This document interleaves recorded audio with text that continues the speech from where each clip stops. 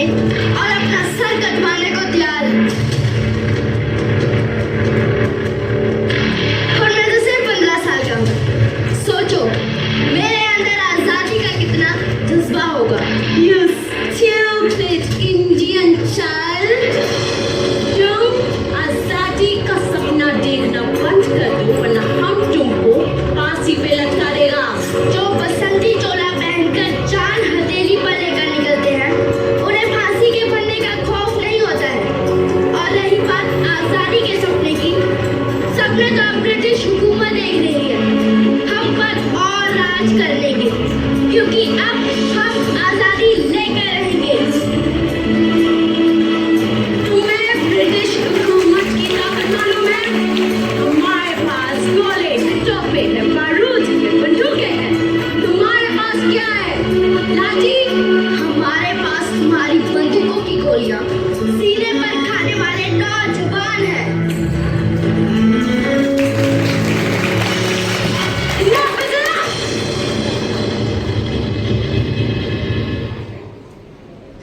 British हुकूमत के खिलाफ आवाज उठाने के जुर्म में मुजरिम चंद्रशेखर को ये खुद 15 कोड़े मरने की सजा देती है।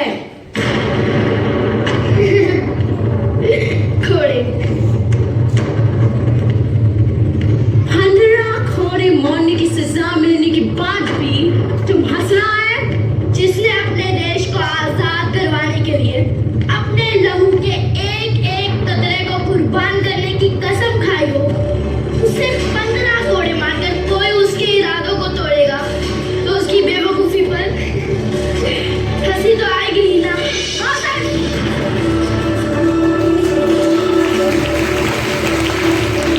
इसे अभी क्या अभी मेरे सामने कोड़े मारे जाए।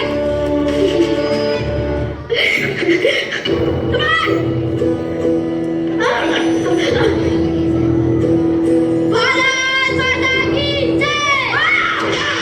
वंदे मातरम। भारत माता की जय। चलो बेटो, वंदे मातरम। खून से खेलेंगे होली। अगर वतन मुश्किल में है, सरफरोशी की तमन्ना अब हमारे दिल में है।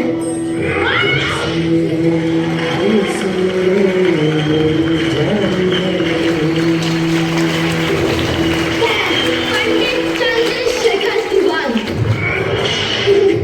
आज भारत माँ को साक्षी मानकर ये शपथ लेता हूँ कि मैं भारत माँ की आजादी के लिए अपने प्राण दे दूंगा।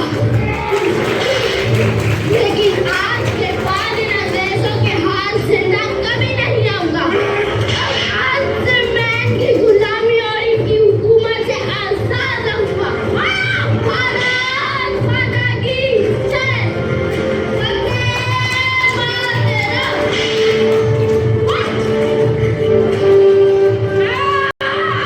और इस दृढ़ निश्चय के बाद पंडित चंद्रशेखर तिवारी चंद्रशेखर आजाद के नाम से जाने जाने लगे। 15 साल गुजरे, तब तक आजाद की आजादी का जज्बा क्रांतिकारी के नाम भर से आजाद की मुखबरी का। और फिर नहीं सुखदेवराज, मैं अपने साथियों को छोड़कर ऐसे नहीं जा सकता। हमारे साथी भगत, सुखदेव और राजगुरु जेल में हैं। उन्हें फांसी की सजा हुई है। लेकिन पंडित जी हमने क्या दोष किए सुखदेवराज? अगर इस क्रांतिकारी आंदोलन को जिंदा रखना है, उसके लिए हमें गोलियां भी खानी पड़े तो हम खाएंगे जी।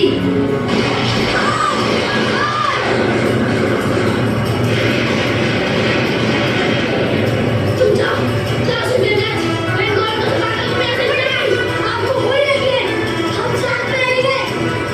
सुखदेवराज, दुश्मन की गोलियों का सामना